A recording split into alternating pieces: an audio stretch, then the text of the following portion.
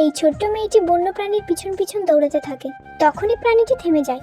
মেয়েটি 800 পাউন্ডের একটা পাথর তুলে বন্যপ্রাণীর দিকে ছুঁড়ে মারে। বন্যপ্রাণীটি সেখানেই মারা যায়। মেয়েটি প্রাণীটির পা ধরে টানতে টানতে বাড়িতে নিয়ে আসে। বাড়িতে এসে সে দেখে প্রতিবেশীর ভিড়। আসলে তার খালা তার মা ও দাদির উপর অত্যাচার করছে। মেয়েটি লাথি মেরে দরজা খুলে তার খালাকে একটা খুঁটিতে বেঁধে সে তীর ছোড়ে।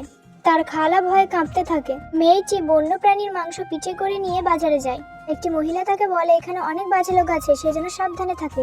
সে তখন মাংস বিক্রি করতে থাকে। তার কাছে প্রচুর ভিড় হয়। এটি তার খালা লক্ষ্য করে। সে একটা মোটা লোককে মেয়েটিকে মারার জন্য পাঠায়।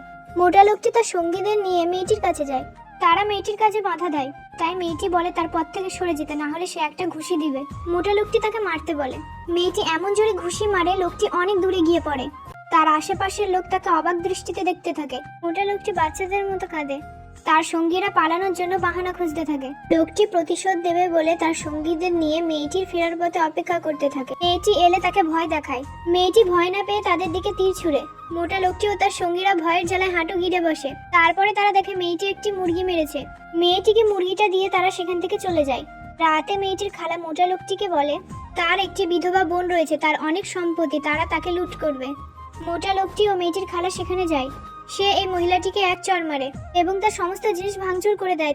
তারা মহিলাটির কাছ থেকে তার সম্পদ লুটে নেয়। তারা চলে যাবে, কিন্তু পিছন থেকে ছোট্ট মেয়েটি ডাক দেয়।